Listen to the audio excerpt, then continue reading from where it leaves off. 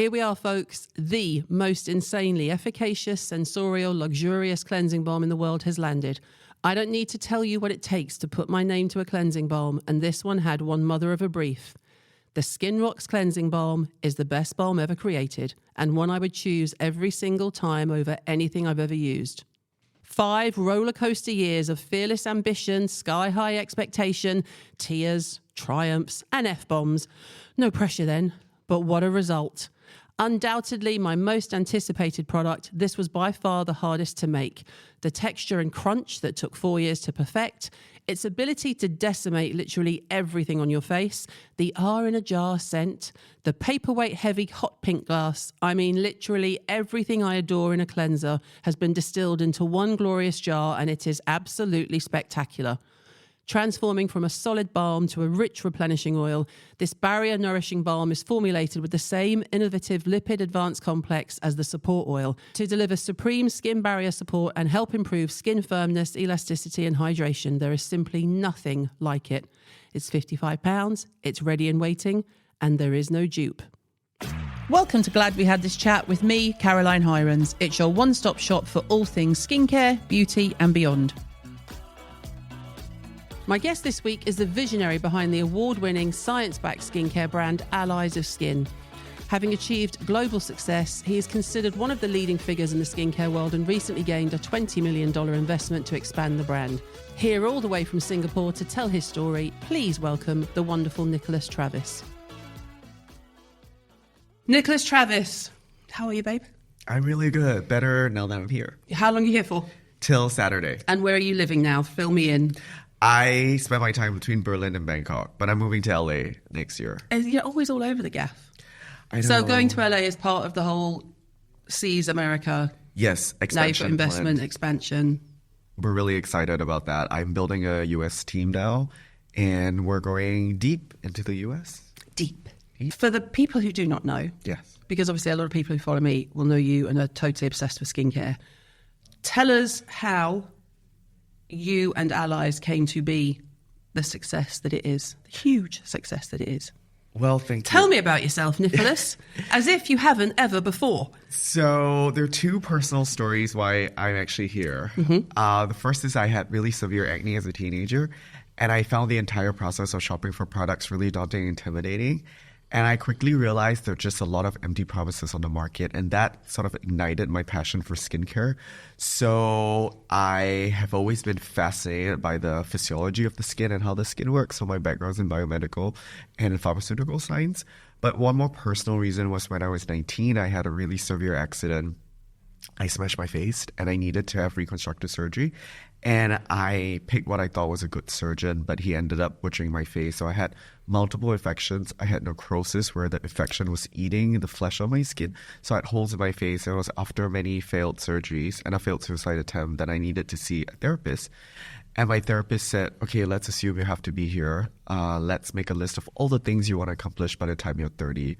What does that list look like? And it was then that I realized, you know, if I was hitting myself every day, crawling out of my skin every day, then maybe other people would. And if I could somehow channel that pain into helping other people feel more fearless or more confident in their skin, then my pain would have been worth it. And so I always thought I needed to pay my dues. So where are you living at this point? Bangkok. So the surgeries were done in Bangkok. And I was too depressed to get a job after graduation. So I went to graduate school. And it was for my master's thesis that I wrote a business plan for a startup skincare line. And I always thought I needed to pay my dues. So I was applying to every job in every country, in every, the Estes, the L'Oreal's, the Elizabeth Arden's, all of that. Yeah. None of them got back to me. How old are you at this point? I was 23. Yeah. And none of them got back to you? No, but I needed to get a job. So I ended up doing, I had a couple of offers at big advertising firms. So I ended up doing PR and social media. Helpful. Yes, very, very helpful, actually. And it was the age before Instagram. So it was way back when Facebook community was just starting. Yeah. And so I was a community manager. And it was like the Wild Wild West. It was insane. The engagement rate was just like off the charts. Yeah. Like you could spend $1 and you get so much. So it was just another time. So that was really fun. And I learned a lot. But I had this feeling I couldn't shake off to go revisit that business plan. And mind you, that business plan was based upon the infusion of $1 million. And I was like, I'm never going to make $1 million working at an ad agency. But I realized that I could start with just one product. And I could scale with just one product. And I just thought, okay, I'm just gonna do it. I really have nothing to lose. And it was actually really difficult because we started in 2013, late 2013, and I spent 2.5 years doing research and development. So I launched in 2016. And I remember going into buyer meetings and they're like, oh, you're from Singapore. I didn't know you have beauty brands. I only know of your airline and your cocktail, or your airline and your airport, or your airline and that casino that's shaped like a surfboard. And they wouldn't stock us. And I was, at that time, always the youngest and the only Asian in the room. So it was actually really, really difficult to get a foot in the door. But fast forward to 8 years, we're now the most global, the biggest Singaporean beauty brand ever. So here we are. They're clapping quietly. Oh, thank you. And how has the journey been? And I always say when I use the word journey, I hate the word because of everyone's like, oh, my journey. But it has been a process, hasn't it? Like you say, you go from one product to raising millions in investment earlier this year. Yes, April. Yeah.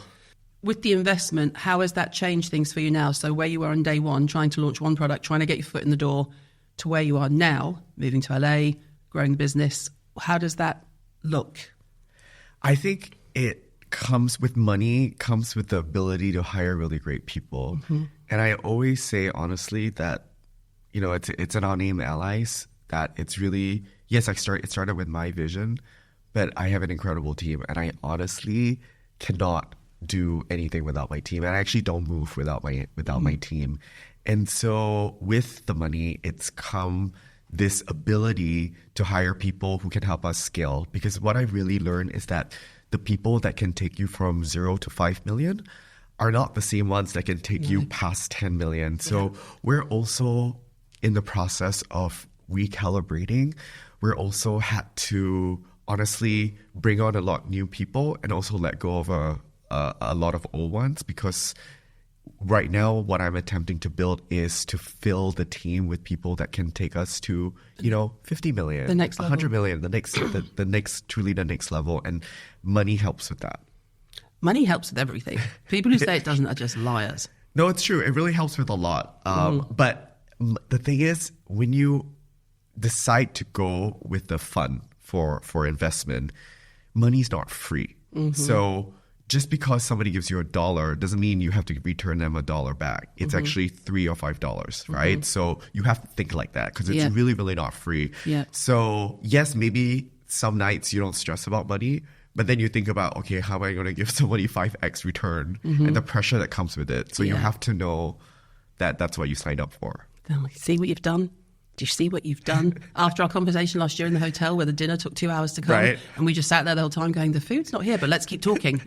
It was bizarre, wasn't it? It was so bizarre. And it all came at once. Yeah. Starters, it all came. We had a table full of food. We looked like we hadn't eaten for like 3 weeks. Bizarre.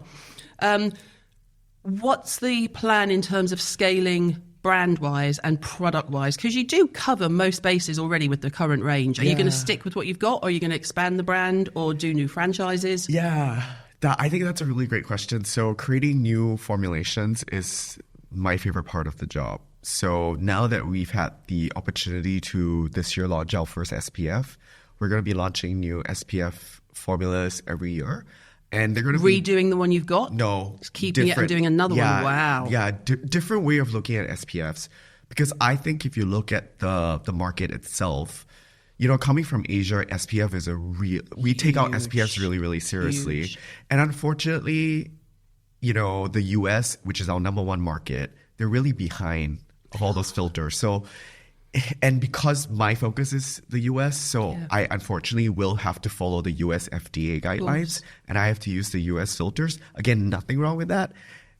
Do they feel as good as the new European or the Korean ones? Absolutely not. No. But a lot of most of the Korean SPFs you buy on like Amazon and all that, they're actually gray market. So there's no way that we can do that.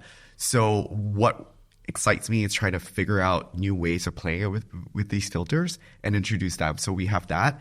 And we're also really looking into how do we magnify things like growth factors, which has been a huge hit for us. Yeah. And things like copper tripeptide also, which I think it's the next wave of what's to come, because I think we're past the hyaluronic acid, niacinamide. Again, nothing wrong with it, but it's been done. It's been done. And it's in everything already. Exactly. It's in everything. It's like 10 years ago. Exactly. 10 years ago was a big deal. So that doesn't really excite me. So what really excites me is things like really great SPFs that people want to apply over and over again, and also growth factors and copper tripeptide and things like that.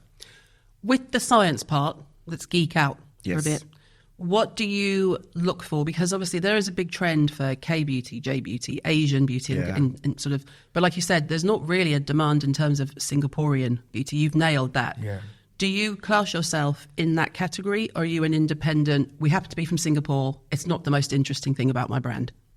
Because that's how I see it. Yeah, I love that question so much. I'm so proud to be from Singapore. I'm so proud to be a Singaporean. But I don't see myself as just like this Asian brand. I see myself as a clinical skincare brand that uses clinically proven actives at the right concentrations in supercharged formats, as in we check multiple boxes. So that's how I see the brand. And in terms of growing, where do you look for with the science? What are you looking at in terms of what inspires you to be like, oh, where do you go looking for your ingredients? Yeah, okay. Because I know you're a bit of a lab geek. Yeah, I love that so much. So for me, right now, I think the future is in longevity, and I think it's in regeneration. And longevity means different things to different people, but for me, it just means helping the skin become more resilient over time, and also more importantly, let's say somebody can, for a year, afford Ally's skin, and then after that year, they're not able to, for whatever reason, afford Ally's skin. Their skin should be better, at the end of the year using it. And that to me is like longevity. And also, when you're a 20-year-old, you don't have to care about longevity, right? So for me, it's about, serving that, for example, perimenopausal, menopausal women. We have a lot of customers that are on Ozempic, and it's done really great things for their body, but they're seeing it in the laxity of the skin and also on their face. So, for example, we have our copper tripeptide serum. We have an ingredient called saccharide isomerate, which we use maxed out 2%. I love that so much because it's been shown in clinical studies to thicken epidermal skin of perimenopausal and menopausal people. So I love that so much. So it's things like that we're really kind of focused on, because I don't think people are speaking, or brands are speaking to that audience. They ignore us. Much.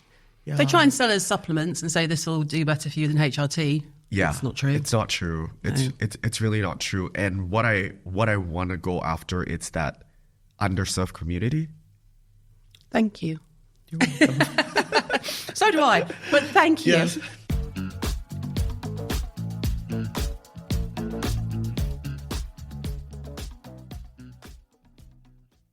There are a few things in life that just keep on giving for $3.99 a month. A floppy fuel station sarnie, one small cup of bougie overpriced coffee?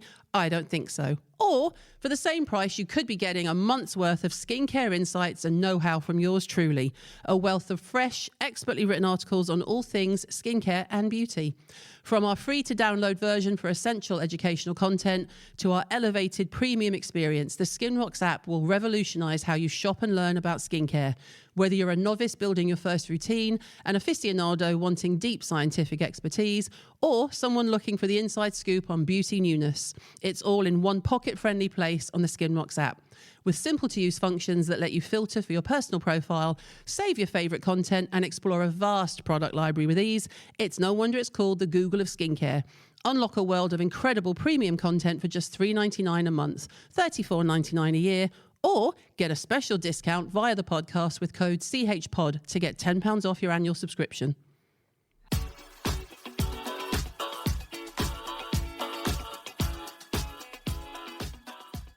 What are your earliest memories around beauty and skincare?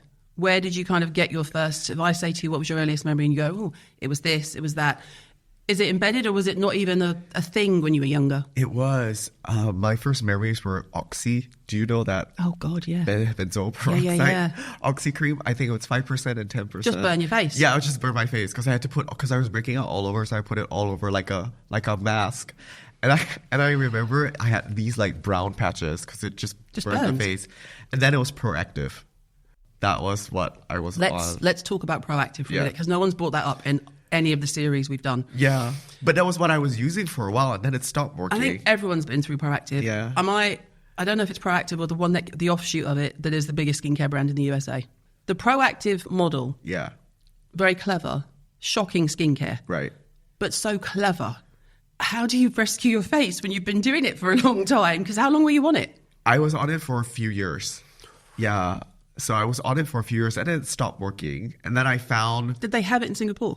Yeah, they had it in Singapore, but I was going to the US and I found this brand at like, I remember Costco or something, and they had like a competitor Proactive thing, and I thought I'll try that.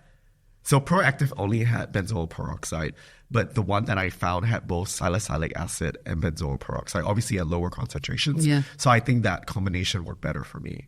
So just tell people what Proactive is for the uninitiated. It's this...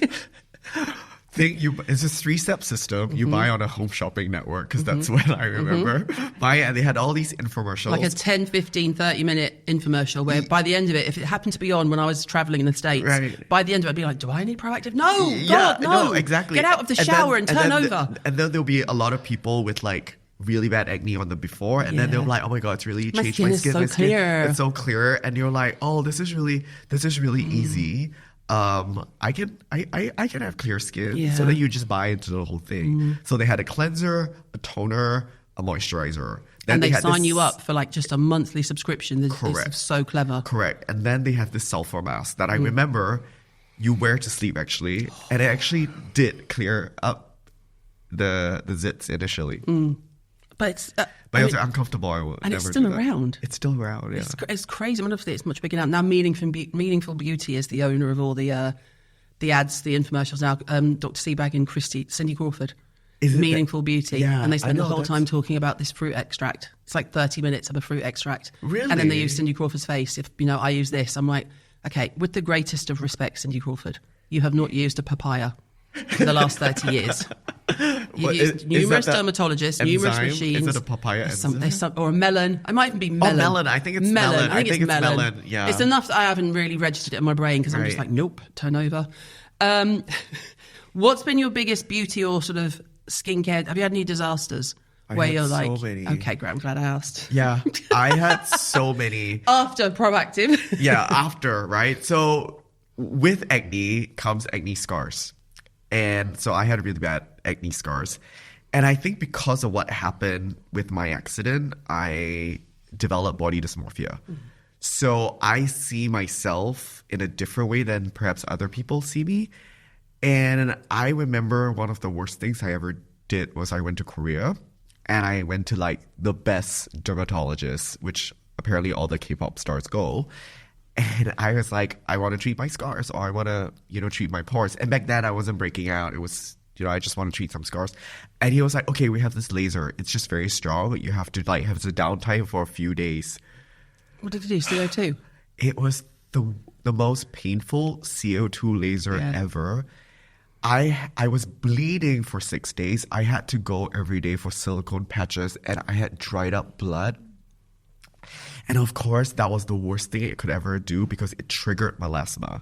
Yeah. And because of that... Then you got scarring and melasma. Yeah. Happy days! Yeah, I know. Winner, winner, chicken dinner. Exactly. So I caused myself even more issues. So for me, that was like a big learning lesson. But I wasn't done learning because I was like, okay, after I treated it, I was just like always feeling like I needed to fix myself. So then I would go try different lasers. Then I would try something like the Morpheus 8, which I don't ever recommend. Anything heat-based microneedling, I really don't recommend because it destroyed my barrier. And it actually burned fat. So it burned fat that you're never going to get back, right? So I was like, it was not good. Nicolas is putting a face quite similar to Skeletor at the moment. And I was breaking out. It was really not good. And then I realized that a lot of what I was doing was actually self-harm masquerading as self-care. Yeah. And the best thing to do is actually do nothing. So that was biggest learning. So what do you do now? Okay. What do you do now? Now that I have learned, I am thankful that I live in Bangkok where there are a lot of like really great treatments. And for everyone who's listening, I'm really a big believer in skin boosters because for me personally, because of all the bad things that happen during the lasers, I have to stay away from heat-based treatments, which means no lasers because they're all heat, which means no physical dermabrasion. So none of that hydrofacial. Do you know that thing that drags? Let's go back to hydrofacial. I'm not a fan, but I'd rather explain why. So no, I can't do that. No, obviously physical scrubs, things like that. I also have to stay away from LED lights because blue LED light at that wavelength can trigger melasma. So I have to be very, very careful. So in Bangkok, the irony being, of course, not to interrupt you, but a lot of people use blue LED when they've got acne. I know. And it's that. I know. Okay. Or they think that it can help with their post-acne marks. Yeah. But actually, it's triggering. But now they know. So what I do in Bangkok is actually things like mesenchymal stem cells, so stem cell therapy. So it's from a human donor, and it's not cheap. But it's the one thing that has literally rejuvenated my skin. Like my barrier was so disrupted. And you do that. You can also do placenta, like human placenta. It helps with skin tone, melasma. And the way it's injected is very, very important because I'm sure everybody's talking about polynucleotides and like Rejuvan because all of a sudden it's like allowed in the US. Everyone wants salmon all over their face. Yeah. So just quickly for those who don't know, what are we talking about when we talk about salmon sperm? It's polynucleotides. It's a general term that's used to call Rejuvan, for example, salmon DNA, salmon sperm. I was doing that in like 2014, right? So it's just like, why is it works for a certain extent because it gives you this glow, but it doesn't last. It's not for me. It's so I don't have you tried. No, I will not be doing that because I have seen people having it done. Yeah. And it looks painful. It's the red bumps all over the face. You come out looking like a fish. No, there's just red bumps all over the face, and everyone's like wincing. I don't mind doing the odd tweakment. Yeah, I will get back into them. Yeah, but that's not for me. Yes, and it is so painful. It is so painful, and even if you use the strongest not enough numbing cream in the world. Exactly. So they have to put you under. So I remember. Polynucleotides.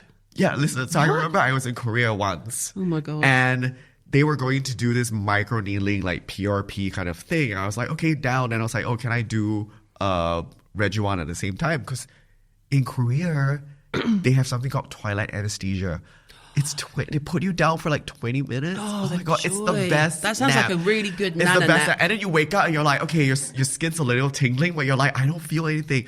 I love it. That's the way that they should do it because it's like the best nap that you've ever had. Okay, but the point is, it doesn't work. Can we do that without having all the invasive? Can I just have a twilight? Right? That'd be great. Yeah.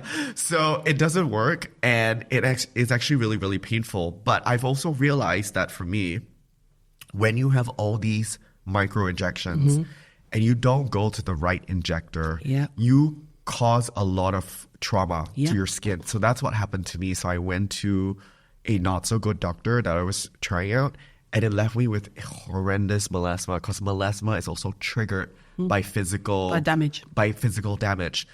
So I found this clinic in Bangkok. It's called Astrid. It's called Astrid. It's an incredible clinic. And the doctor is the best injector in the world that I've been around. She injects these placenta and these human stem cells the same way you would inject Profilo. And if you've done Profilo, you know it's just 5 points. It's also painful, Profilo. It is also painful, but it's not as painful as... It didn't do much for me, Profilo. Again, I'm not a fan. I'm quite fussy. Yeah, but Profilo, it's more for inner hydration. So, yeah. So it's done 5 points. And when you inject 5 points, you actually... Like, I can go out to dinner. Like, I can go for this huge treatment and I can go out for dinner. But if I do Rejuvan, I could never. No. So I think it's important to figure out your injector. If you're dealing with melasma, it's very important to figure out your injector and how you're introducing these skin boosters. Because it's very nice to say, yeah, the skin boosters are good, but it's how it's introduced or administered that can actually trigger. So I've learned a lot. And also using skincare alongside it is key. Absolutely. What do you use alongside it? What's your current skincare routine? Growth factors, multipeptides and GF advanced lifting serum, vitamin C, of course, in the day. Then copper tripeptide serum. I love that so much. And then lots of peptides, like a peptide-rich moisturizer and vitamin C oil at night. That's really important. And retinoids. Yeah, just hardcore. Yeah. There's no need for I don't ever see you putting Sudocreme on your face. I actually do use Sudocreme. That's when I started, but I actually use something called Triple Paste now. And actually, it's really great for long flights. Yeah. Yeah, it's really great for long flights or with my skin, like after injections, after you want grease. Do stuff. You want grease. And also, I think Triple Paste has a different preservative system than Sudocreme. Mm-hmm. And Sudocreme's just made for bums. Yeah. I mean, let's be honest. Baby's bottoms. So I tried to use it on my face because the thing with Sudocreme is I could wear it to the airport, but I cannot wear Triple Paste to the airport. I won't get past. You can't wear Sudocreme to the airport. Yes, I can. It's white. I have done it. You have to apply it in a way where you just pat it. Like, it works. I have to show you. I cannot wear Triple Paste to the airport. I can wear Sudocreme to the airport. No. Yes. No, I'm not having that. No, I've got the CeraVe Intensive Night Ointment. Yeah. I'll be taking that on a plane with me next week because my nose is so dry after this endless weeks of cold that I do need some grease. I mean, you know. I love that. I'm going to check that out. Coming back to hydrofacials, what they have done brilliantly is marketing. Yeah. I've never known a machine marketed like a hydrofacial. Have you? No. I mean, they are everywhere. They're everywhere. They're doing, you can brand them. Like we could do, you could do Alloys or Skin Rocks with hydrofacial. They do them with everyone. Yeah. Ultimately, in terms of the treatment itself, it's a bit of microdermabrasion, blast a bit of oxygen. The genius of it, it's like those old Hoovers used to get in the 70s where you can see the gunk. Yes. The gunk goes brown. Yeah. And that's what you see. And you think, oh my God, my skin's never been so clean. And people think that it's the glow that they have as well. They talk about that glow, but actually, I think it's that glow from over-exfoliation. Like when your barrier is about to collapse. It's just like... You're like, shiny. We're on the edge here, people. Yeah, we're on the edge. Like, I feel like that's with me. With hydrofacial, so I don't. No. Did you ever get into the microdermabrasion? Yeah, I did. Really? Yeah. I never liked that either. I never liked it, but I did it way back when there was nothing. I mean, if you went for a facial, what would you go for? Would you go for anything these days? Actually, that's a really great question. Yeah. So when I go, I would happily pummel your face. Yes. I would pummel your face. Yeah. Danny's gonna be like, why are you hitting the mic? I'm not. Massagers are really, really great. I have to tell them no LED light, nothing with heat. Mm-hmm.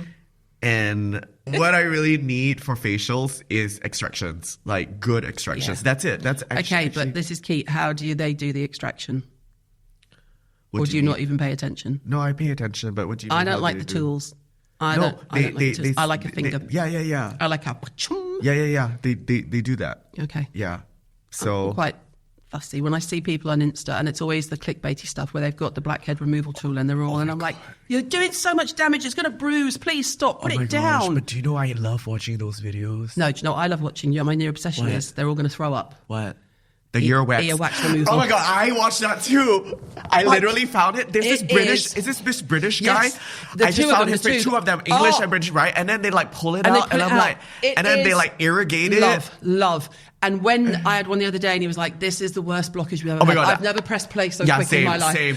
And then like, sometimes he talks too much, so I have to fast forward a little bit. I'm talking, like, but the good thing is, if you go on YouTube and you fast forward, you'll see the spike where everyone else has done the same thing. All you want to see is the money shot. No, correct. Give me the money shot. And I'm like, let me see that bitch come out of their ear. How can somebody here? They can't. Right? But how do you get to that stage where you... I think you just think people are just so used to being like, sorry, what? And you just assume they're just a bit deaf. But when you actually when they start to get earache, I'm like, but did you see the guy who had like 5 Q-tip ends in his ear? Like, what? You know they're not coming out. What are you doing? But I watched one yesterday, which was the biggest removal of dry skin they've had. Oh, is it the one with the... And it looks like a horn. Yeah. Oh, I saw that. That was so good. It was so But like, satisfying. how do you get... I don't know. Because now I check my ears, obviously, but I'm like, how do you get so much... Like, I don't know. It's the same way with like, how do you get this huge thing all over? Because sometimes I would see your blackheads on the lips, and I'm like, how do you get to that stage? But then I guess without it's realizing. But with the earwax, some people are just prone to make more. And there are some people who say it's linked to like your liver and things like that. So Jim and Max, so husband and son, both get a lot of wax in their ears. And we have had Max has been to have his done. He's only 20. We had to go and get him done because he was just deaf. Actually, I had the same thing when I was like 5. Like I had to go because I think I was yelling. Yeah. And then I realized There's a few people in our office I should probably pay to go and get their ears done because I'm like, why are you shouting at me? Carla, Louise, Liv. My ears were clogged, but then they unclogged it, and then I've never had a problem ever since. So I guess sometimes it happens. I love watching those videos. I love it. Yeah. Yeah. They've overtaken pimple spot because I can do pimples every day at work. I don't need to watch that. But the ear wax removal. I don't even know how I found it. It was just like recommended for you or suggested for you. It's probably because you follow me and then I'm like watching 20 of them a day. I love it so much. Like sometimes I can't sleep and I'm like, okay, I shouldn't be. I'm like, normally sometimes if I can't sleep, I'm like, okay, go find a sound bath, find meditation. And then I end up watching these ear wax removal videos. And then it's like 2 a.m. and I'm like, oh. I know, I'm the same. But it's really satisfying. Well, that was a random tangent that we needed.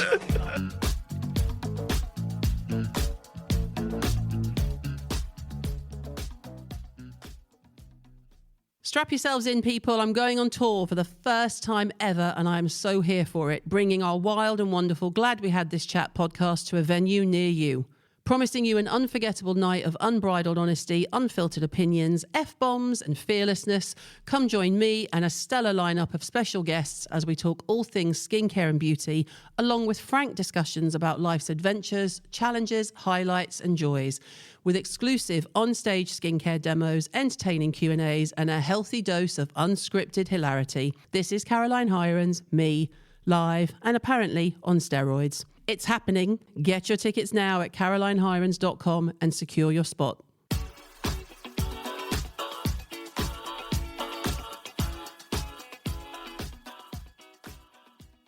Okay, let's do some sort of things that you love in terms of other parts of beauty, because you also, like, when you arrived, everyone was like, oh my God, you smell so good. Because you love other parts of beauty as well. If you were at home and your bathroom cabinet was on fire, what are you panicking about making sure you save? Because you're not going to have to bring your own product. You're going to have a warehouse full of that. Right. What is in there that you'd be like, oh, I can't lose that? I would say my magnesium bath salts. Oh, Jesus Christ, there's no hope.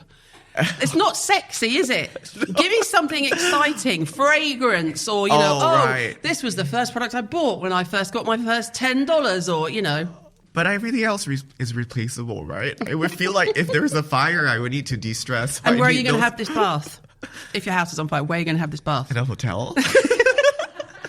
So essentially what you're saying is, I have innate privilege, and when my house is on fire, I'm just going to go to a hotel. Yeah, where else would you go? No, fair. Don't be calling friends. I'd be calling friends. It's right.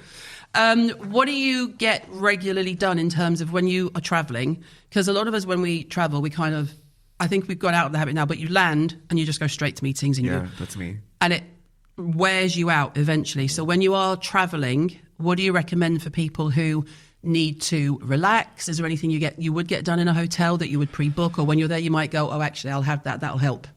Or do you have a routine when you land? Like Kate Somerville lands, and she always stays in a hotel that has any kind of pool or a sauna or a steam room. Yeah. And she does a circuit. She does like 5 or 10 minutes in each for for an hour, and then she says doesn't have any jet lag, kills the jet lag. You know, I used to be like that, and I realized that I cannot do steam rooms and saunas because of the heat and how it triggers my melasma. Yeah. So right now, honestly, during the flight is very, very important. Mm-hmm. So if I'm traveling from Asia to Europe or Asia to the US, I really try to sleep. Like I sleep, and then I can go. But sometimes it's also just being around really great people. So for example, last night yesterday I arrived in the afternoon, and I went and see my team. We had lots of margaritas.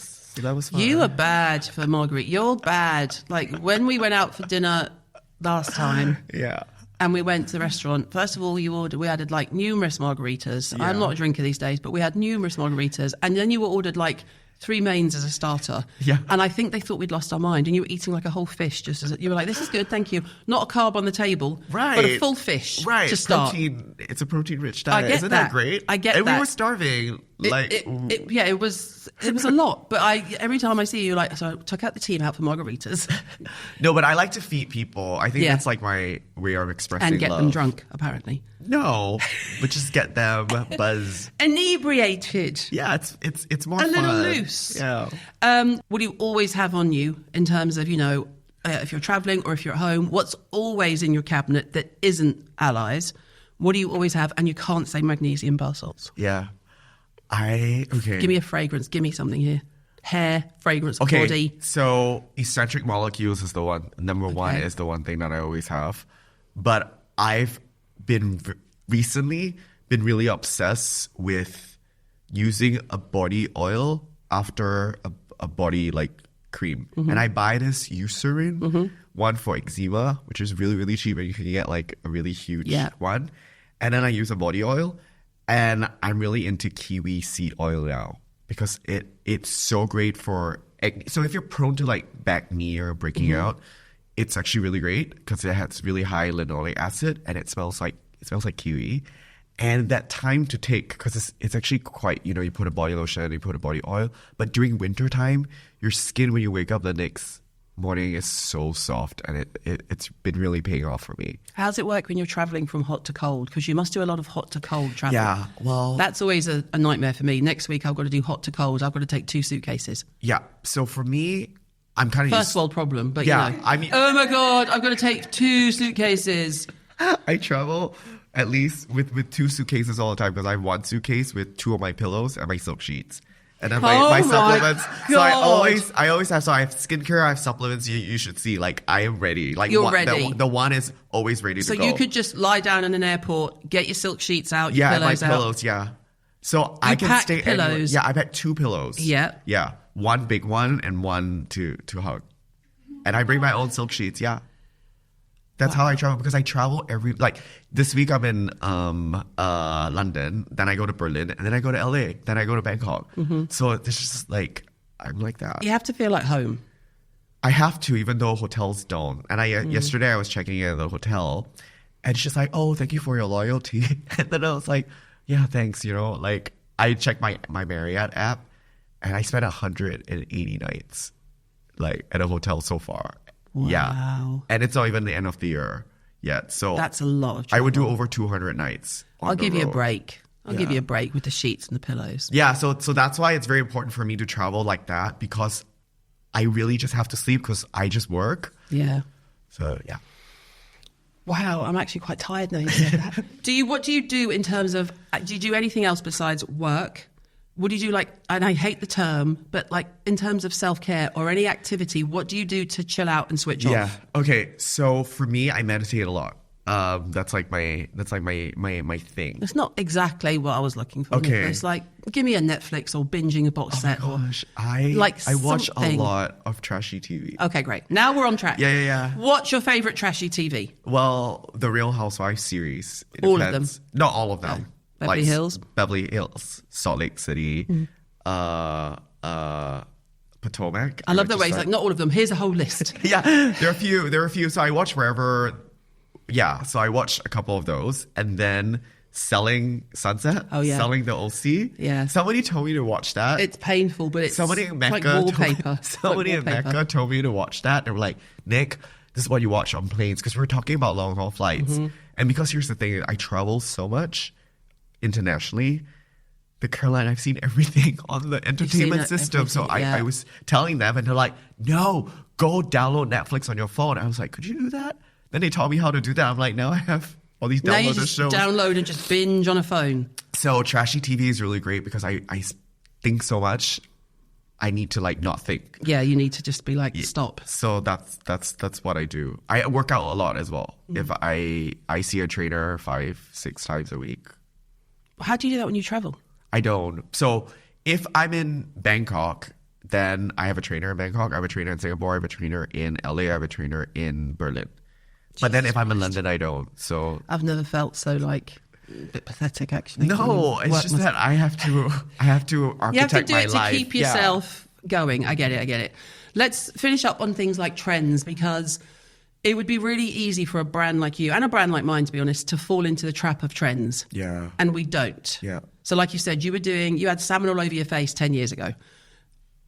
How do you feel we are as an industry with trends at the moment? What's been the best and the worst that you've seen recently? Okay, I would have to say that it's been really great that everybody's talking about retinaldehyde because when I introduced when I started working with it in 2013 and I launched in 2016, they were like, huh? Yeah. Is it retinol? And I, because I would like, have no, people it's be better. like, no, they were like, is there a typo? Why Yeah. is there an A? I'm Why like, is there no, an no, A? no, this is actually retinaldehyde. Here's why.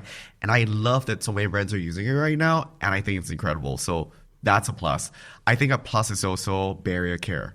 I think that is the one thing because, you know, we can sit here and talk about expensive treatments, expensive ingredients, but if your barrier is not strong enough to absorb all of it, then it's a wash. Do you not think, though, that our industry is partially responsible for everyone having a damage barrier? I think so. With all of the products Yes, that I everyone think just so churns too. out and says, you can use all of these together when you can't. Yeah, I think so to a certain extent. But I also think that the one thing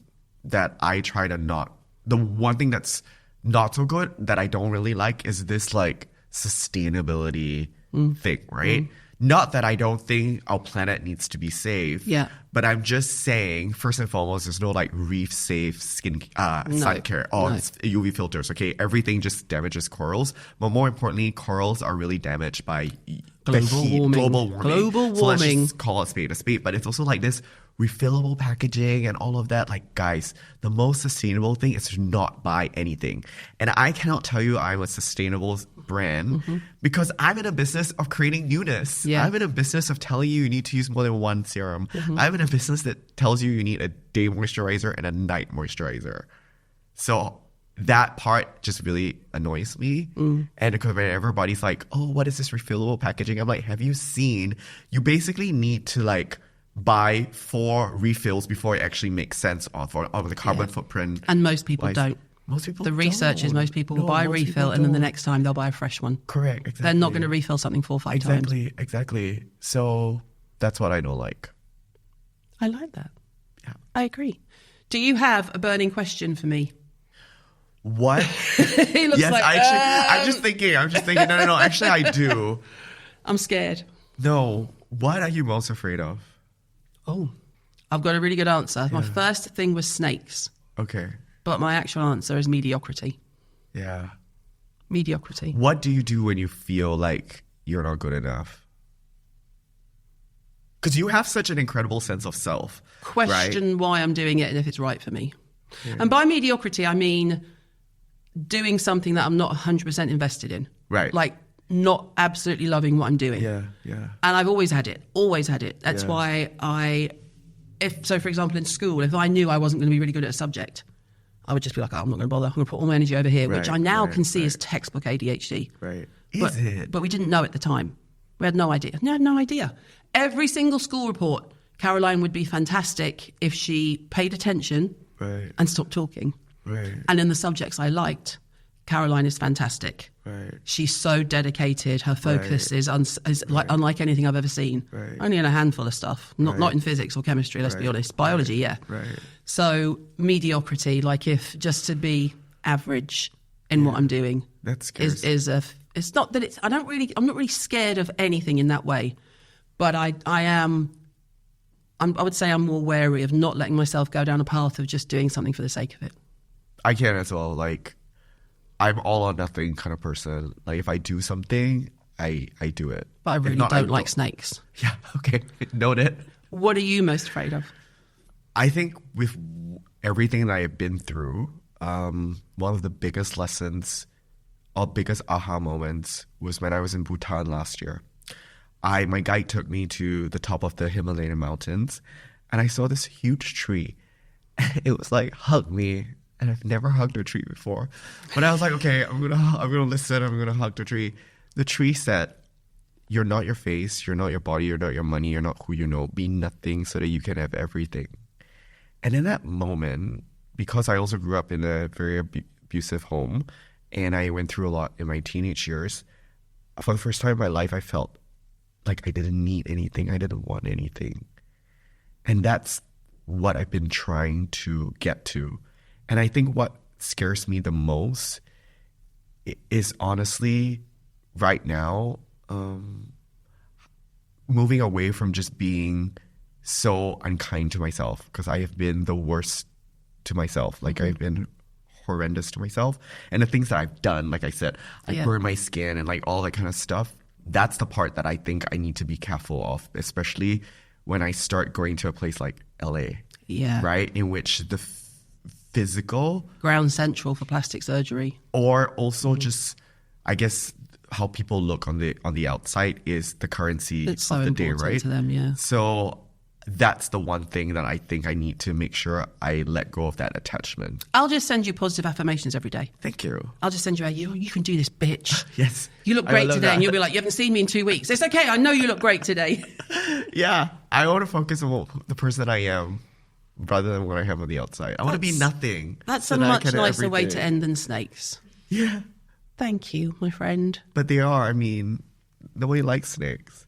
No. People are like, oh, I love my snake. You're like, oh, that's just not normal. Oh, no, I did date somebody who had a pet snake, though. That's not even a red flag. That's like a bull riding through a room with a red flag. No. I thought it was cool. And they're one of those freaks that let it out the cage. They're like, oh, they're just having a play. I'm like, they sleep most of the time. No. Yeah. No. They just look weird when they shed. That's a bit. Just respect the snake. Leave it. Right. Just respect it. Animals, they freak me out. I'm just like, I put a clip on my Insta of a man who went shark diving in a Perspex box and he fell out of it. Oh, shocking that you might get killed. Respect the ocean. Respect the sharks. I would go shark. You moron. I would go shark diving. No. I'll be at the side making you two going, you've got this, honey. It's not for me. Respect the animals. Okay. I'm like a triple fire sign. I don't do water in that way. Right. Like if I'm sitting on a beach and I'm paddling my feet and I can see that, I'm like, no, there's something swimming past my leg. No. And I also am the generation that had Jaws. Right. That's PTSD and trauma. I watched that as well. But did you watch it when you were 7? Yeah, I did. Like my mum and dad took me to the pictures. Yeah, I did. I remember vividly sitting there and I put my feet up on the seat because I was scared there was going to be a shark underneath the seat. It was full of kids. Yeah. That didn't come with a trigger warning in 1977. No, Hello? it didn't. Jaws. Still now. It's probably the film I've seen the most. It's a sickness. It's a sickness. I get it, though. Sharks are real. I wouldn't go so far out. But you want to go swimming with them, you fucking lunatic. In a cage. Oh, like the guy in the Perspex box. He's literally just become feed. How did he fall out? Because usually it's a steel cage that you go in. And they're all swimming around him, and then he tips, and he's like, oh, look, I'm food. I'm sorry, the cage you go in is closed. No, because that didn't work in Jaws either, Nicholas.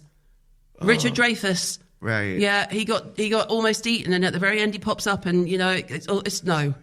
Respect the shark. Stay away. Okay. But whales, dolphins. No, terrifying. Absolutely. They're kind. Here's my theory, right? So we're not in Australia, and we've gone off on a tangent, but it's fine. Here's my theory. We're not in Australia yet, and I've never been, and I want to go.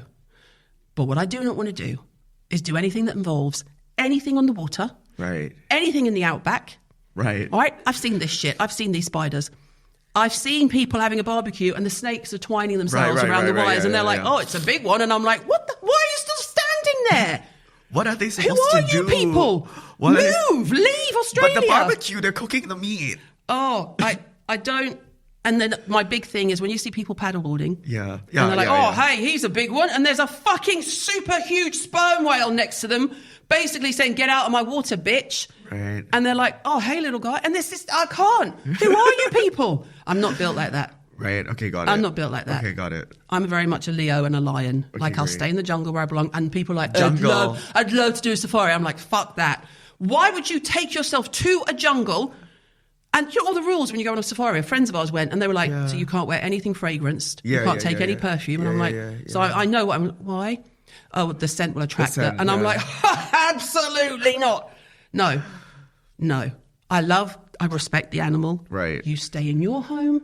I'll be in my home. Right. I don't want a shark coming to my house for tea. I'm not going to throw myself in the ocean. Okay, got it. Respect the animals. Okay, got it. It's a good place to finish. Okay, I'll send you a postcard when I do it. Don't give me anxiety. I'll be like, Nicholas, get out of the water. Get out of the water. Okay. Thank you. You can hear much more from our chat this Wednesday in our listeners' questions episode, so make sure you tune in. Send your questions for me and my guest to answer to pod@carolinehirons.com. Until then, I'm glad we had this chat. New episodes are available every Monday and Wednesday. Follow or subscribe now on Apple, Spotify, or wherever you get your podcasts. Glad We Had This Chat is produced by Wall to Wall Media.